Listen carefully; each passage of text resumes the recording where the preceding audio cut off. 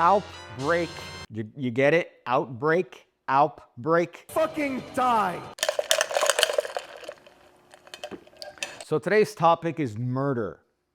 More specifically, the murder of Gabby Petito and the exploitation on behalf of your favorite people, psychics. Now, for those of you that are from other countries outside of the United States that might not necessarily be familiar with the case, especially those of you from countries where you place house parliament sauce on your fries. They're called fries, they're not called chips. You might be unfamiliar with the Gabby Petito case. However, it's very simple. She was murdered by her fiance, Brian Laundrie. Her body was found in Wyoming in a national park, and there was a lot of fanfare as to who did it. Eventually, it came out that it was her fiance. Now, it goes without saying that when there is a high-profile case like this one, people tend to latch onto it. A lot of armchair criminologists tend to come out of the woodworks and give their opinions. Now, that's not my point here. My point are the other ones, the gremlins, the muck, the swamp, which are the psychics. Because essentially what you have is the perfect reading. The person can't speak for themselves because they're dead. So what do? You pick up on things about this person and you try to solve the case via, I don't know, flexing your sphincter. And what inevitably ends up happening is that they end up latching on to cases like this where the person can't speak for themselves. So they end up making all these crazy things and accusations about what happened to the individual and who did it that come directly from the inside of their asshole. Now, there were a bunch of high-profile TikTok psychics that ended up covering the case. The most famous one was a woman named Kelly Farrow. And she posted a bunch of videos in September of 2021, barely before the body was even cold. And she took them all down because she was making wild accusations using her psychic powers to try to put it on people as to what actually happened to Gabby Petito. She made the claim that Brian Laundrie, who eventually was outed as the person who murdered his fiancée, didn't have the energy that felt like a killer. She felt like Gabby took her own life in the events that took place that fateful day. This reminds me of people like Sylvia Brown that got famous for being on television shows and making outlandish claims to parents about their lost individuals. So imagine you have a son or a daughter that somehow becomes missing, and you have this leech, this old witch, this cretinous Neanderthal that comes in and tells you, oh, she's dead and a Mexican did it. And come to find out the person is still alive and well, and then they end up recuperating with their family. Although he wasn't black, he was more Hispanic looking.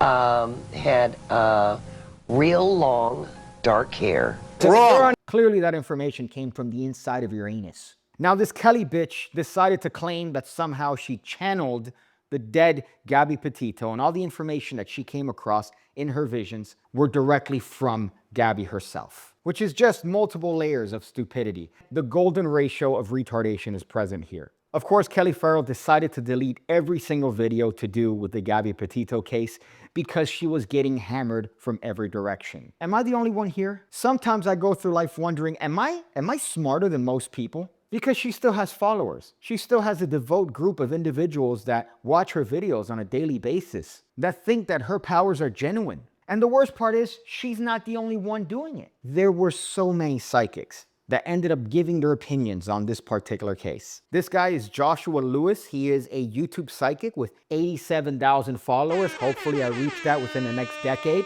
He uploaded 2 videos, both where he uses a spirit box to attempt to communicate to Petito. We have Jonathan Mark, who's a celebrity medium that did the exact same thing, and on and on and on. Wrong. That is. Now, the point of me making a video like this is because I want to highlight these scums. I want to bring attention to these thieves of time. What is the need to pretend like you have the abilities to communicate with the dead, the great beyond, and give these families an attempt at closure that is miles off from the truth? And it's all magic tricks. It's all magic tricks. It's all pretend. It's all make-believe. It's cold reading. It's gut intuition, but somehow portrayed as if it's psychic. I don't fucking get it.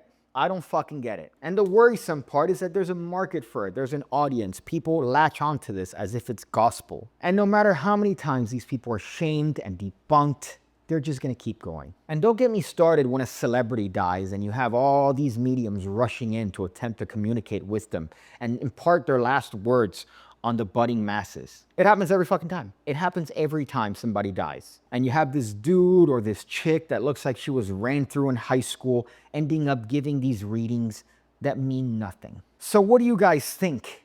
What is your opinion?